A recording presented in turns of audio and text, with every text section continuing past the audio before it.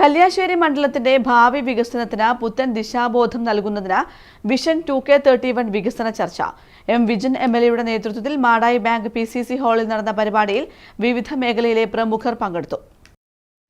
കല്യാശ്ശേരി മണ്ഡലത്തിൽ കഴിഞ്ഞ 5 വർഷത്തിനിടെ നടപ്പാക്കിയത് 1400 കോടിയോളം രൂപയുടെ വികസനമാണ്. വരും വർഷങ്ങളിൽ നടപ്പാക്കേണ്ട പദ്ധതികളെക്കുറിച്ച് ചർച്ച ചെയ്യാനാണ് എം വിജിൻ എംഎൽഎയുടെ നേതൃത്വത്തിൽ വിഷൻ 2K31 സംഘടിപ്പിച്ചത്.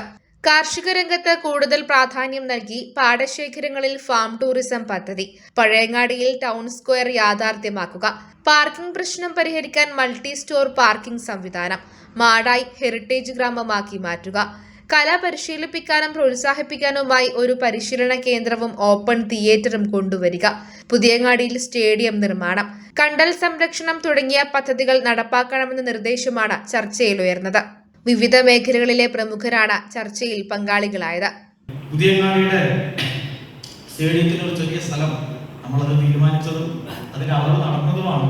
ഞാനത് പിന്നെ അതിന്റെ പരിമിതി പറയുന്നില്ല. ചെറിയ സ്ഥലം തരാന്ന് പറഞ്ഞപ്പോൾ കുറച്ചുകൂടി വേണമെന്ന ഡിമാൻഡ് വന്നപ്പോഴാണ് അത് ബ്ലോക്കിലേക്ക് പറയുന്നത്.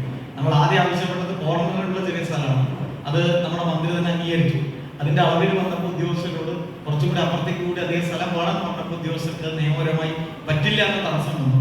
ആ തടസ്സമാണ് അത് നമുക്ക് തന്നെ മുറികളൊക്കെ നമുക്ക് ചെയ്യാൻ പറ്റും. ആ കോർണർ നമുക്ക് ലഭിച്ചിട്ടുണ്ട്, അത് നമുക്ക് എടുക്കാം. അതിന് കൊടുക്കാൻ വന്ന ഉദ്യോഗസ്ഥരോട്, അളക്കാൻ വന്ന ഉദ്യോഗസ്ഥരോട് അതിനപ്പുറമുള്ള സ്ഥലം കൂടി ഞങ്ങൾക്ക് വേണമെന്ന ഡിമാൻഡ് വന്നപ്പോഴാണ് അത് ബ്ലോക്ക് വന്നത്. അത് നമുക്ക് നോക്കി ആ പരിമിതിയെ കൂടി നമുക്ക് മറികടക്കാൻ പറ്റും, അത് മറികടക്കാം എന്നുള്ളതാണ്. ചില മെയിൻ്റെനൻസിന്റെ കാര്യത്തിൽ DTPCയോട് നമുക്ക് ശ്രദ്ധയിൽപ്പെടുത്തിയ കാര്യങ്ങൾ ചെയ്യാൻ വേണ്ടി പറ്റും.